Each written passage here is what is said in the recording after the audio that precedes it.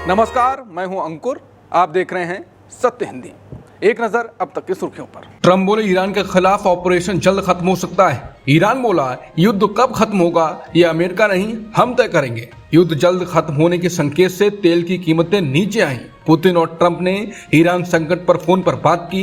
Trump बोले Putin हमारी मदद करना चाहते हैं। ट्रंप ने बताया ईरान पर हमला अपने दामाद और किसके कहने पर किया। अमेरिका के राष्ट्रपति ट्रंप ने ईरान के खिलाफ चल रही सैन्य कार्रवाई को लेकर कहा है कि यह ऑपरेशन जल्द खत्म हो सकता है। ट्रंप ने पहले अमेरिकी चैनल CBS से बातचीत में भी संकेत दिया था कि यह संघर्ष जल्दी समाप्त हो सकता है। इसके बाद शाम को प्रेस कॉन्फ्रेंस में भी उन्होंने लगभग यही बात दोहराई। हालांकि जब एक पत्रकार ने उनसे पूछा कि क्या यह संघर्ष एक हफ्ते के अंदर खत्म हो जाएगा, तो ट्रंप ने कहा वो इसकी निश्चित समय सीमा नहीं बता सकते हैं। अपने संबोधन में ट्रंप ने अमेरिका की कार्रवाई का जिक्र ज्यादातर बीते समय में किया। उनके बयान से ऐसा लगा जैसे वो इस ऑपरेशन को लगभग पूरा मान रहे हैं। ट्रंप ने इस कार्रवाई को सही ठहराने की कोशिश भी की और कहा कि अगर अभी इसे खत्म भी कर दिया जाए तो इसे एक सफल ऑपरेशन कहा जा सकता है। उन्होंने इस सैन्य कार्रवाई को कई बार एक छोटा अभियान भी कहा जो जल्दी शुरू हुआ और जल्दी खत्म हो सकता है। कुल मिलाकर ट्रंप के बयान से संकेत मिलता है कि अमेरिका इस ऑपरेशन को सफल बताकर जल्द समाप्त करने का संदेश देना चाहता है।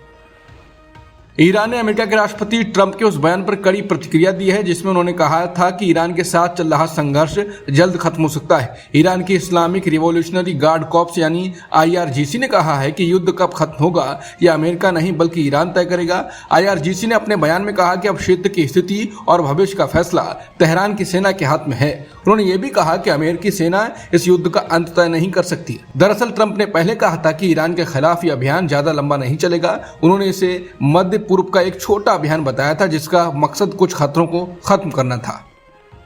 वैश्विक तेल बाजार में मंगलवार को तेज गिरावट देखने को मिली। ये गिरावट तब आई जब अमेरिका के राष्ट्रपति ट्रंप ने कहा कि अमेरिका, इजरायल और ईरान के बीच चल रहा संघर्ष जल्द खत्म हो सकता है। इससे एक दिन पहले तेल की कीमतों में तेज उछाल देखा गया था।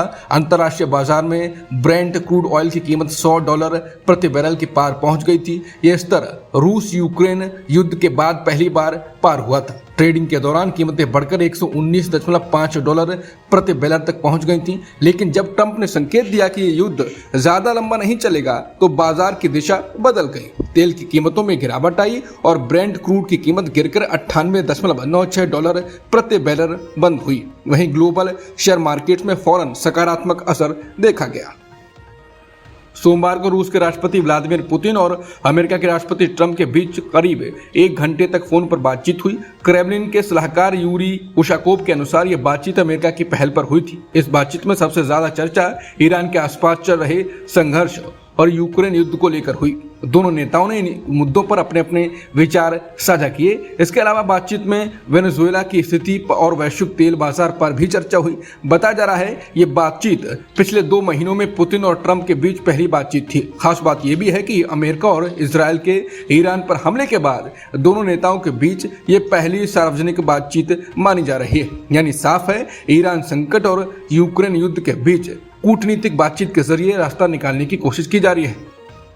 पुतिन से बात करने के बाद ट्रंप ने कहा कि मेरी पुतिन से अच्छी बातचीत हुई, वो हमारी मदद करना चाहते हैं। मैंने उनसे कहा कि यूक्रेन के साथ वॉर खत्म करके आप हमारी ज्यादा मदद कर पाएंगे, लेकिन हमारी अच्छी बात हुई, वो रचनात्मक सहयोग करना चाहते हैं। कुछ मीडिया रिपोर्टों के अनुसार अमेरिका ईरान वॉर के कारण दुनिया भर में तेल की बढ़ती कीमतों से चिंतित है और इसी वजह से वो रूस पर तेल से जुड़े प्रतिबंधों में ढील देने पर विचार कर रहा है। पुतिन से सोमवार को ट्रंप की बातचीत के बीच गौर करने वाली बात है कि पुतिन ने मुस्तफा खामेनेई को ईरान का सुप्रीम लीडर चुने जाने पर बधाई दी है और ईरान के प्रति अपना समर्थन दोहराया है। ये जानकारी क्रेमलिन की वेबसाइट पर जारी संदेश में दी गई है, जबकि ट्रंप ने कहा था कि वो मुस्तफा को सुप्रीम लीडर बनाए जाने से खुश नहीं है।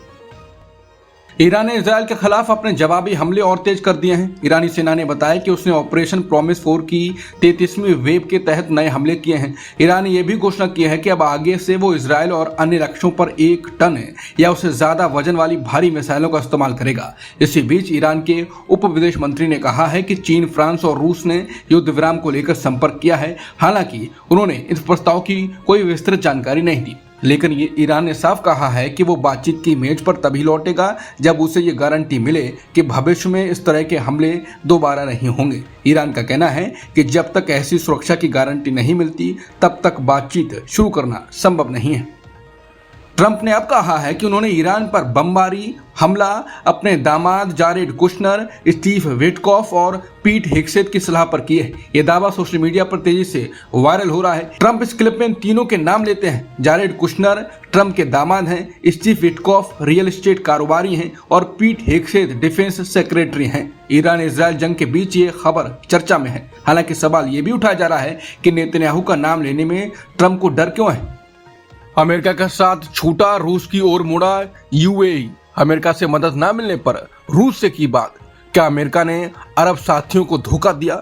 ईरान में मुस्तफा खामनेई की ताजपोशी से भड़का अमेरिका, 2000 पाउंड के बम गिराने की धमकी दी। नेतन्याहू की भूल पड़ी भारी, अरब देश बनाएंगे नाटो जैसा शक्तिशाली सैन्य गठबंधन।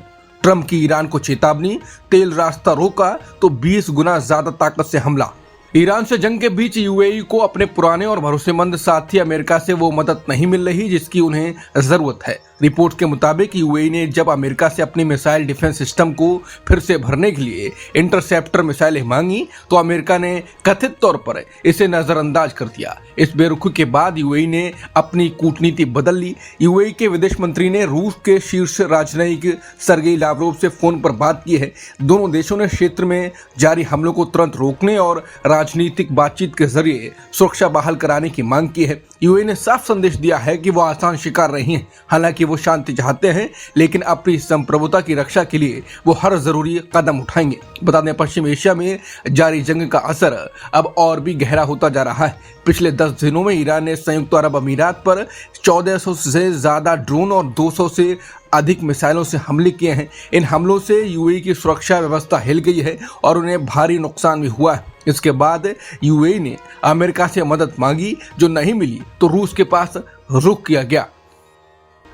इजराइल और अमेरिका की ईरान के खिलाफ चल रही जंग का असर बहुत बड़ा हो गया है। ऐसा लगता है कि नेतन्याहू की युद्ध नीति का उलट असर हुआ है और उन्होंने ईरान से भी बड़े दुश्मन को खड़ा कर लिया है। अरब देशों में अब चुपचाप एक ऐसी सैन्य गठबंधन बनाने की चर्चा तेज हो गई है जो बिल्कुल नाटो की तरह काम करेगी। हालात यह है कि ईरान के लगातार हमलों से पूरा खाड़ी क्षेत्र जल रहा है। इस तनाव के बीच मिस्र यानी इजिप्ट ने सबसे पहले आगे बढ़कर एक संयुक्त अरब सैन्य बल यानी ज्वाइंट अरब मिलिट्री फोर्स बनाने का प्रस्ताव रखा है। इस गठबंधन का मकसद होगा अरब देशों की सुरक्षा करना और उनकी संप्रभुता की रक्षा करना। खास बात यह है कि जिस नाटो जैसे गठबंधन का मुख्य नियम वही होगा जो नाटो का है, एक देश पर हमला मतलब सब पर हमला।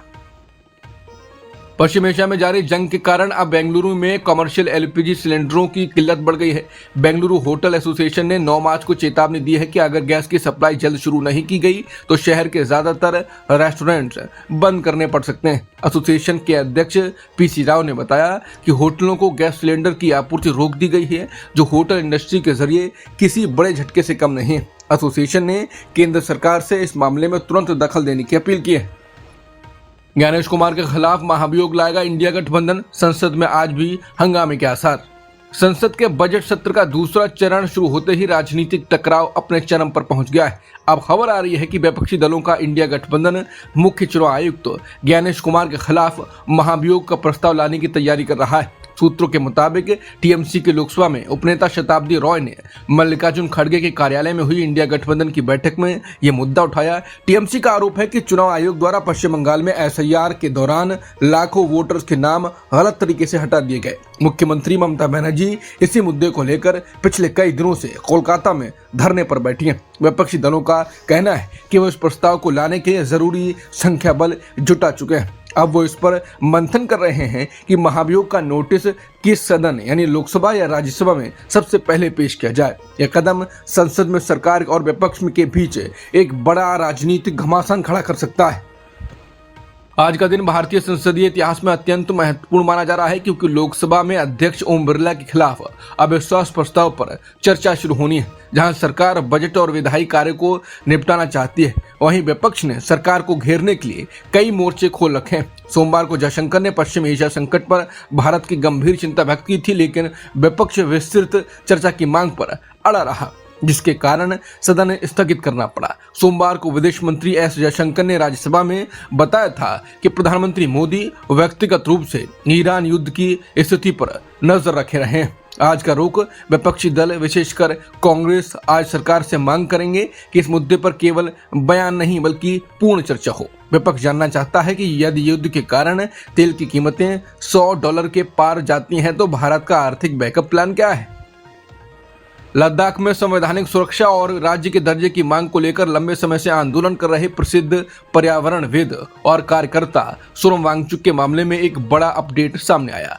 उनकी पत्नी गीतांजलि जे आंगमो ने एक इंटरव्यू में साफ किया है कि रिहाई के बाद सोनम वांगचुक अब किसी भी तरह के धरने या हिंसक विरोध प्रदर्शन का रास्ता नहीं अपनाएंगे। गीतांजलि ने बताया कि सोनम वांगचुक अपनी रिहाई के बाद आंदोलन को केवल बातचीत और सहयोग के जरिए आगे बढ़ाएंगे। उन्होंने ये भी स्पष्ट किया कि वांगचुक की कोई राजनीतिक महत्वाकांक्षा नहीं है और उन्होंने गृह मंत्रालय की उच्च स्तरीय समिति में शामिल होने का फैसला केवल लद्दाख के नेताओं के आग्रह पर लिया था। फिलहाल Sonam Wangchuk National Security Act के तहत हिरासत में हैं और उनके परिवार ने उनकी रिहाई के लिए सुप्रीम कोर्ट का दरवाजा खटखटाया है। राज्यसभा चुनाव में 26 उम्मीदवार बिना मुकाबले चुन लिए गए हैं। इनमें एनसीपी शरद पवार गुट के प्रमुख शरद पवार और केंद्रीय मंत्री रामदास अठावले भी शामिल हैं। नाम वापसी की आखिरी तारीख के बाद अब उच्च सदन की 11 सीटों पर चुनाव होगा। इनमें बिहार की 5 सीटें, ओडिशा की 4 सीटें और हरियाणा की 2 सीटें शामिल हैं। इन सीटों के लिए 16 मार्च को वोटिंग होगी। बिहार के लंबे समय तक मुख्यमंत्री रहे नीतीश कुमार और बीजेपी के प्रदेश अध्यक्ष नितिन नवीन भी राज्यसभा में जाने वाले हैं। अब तक की खबरों में इतना ही। बाकी खबरों के लिए बने रहिए सत्यहिंदी.com के साथ।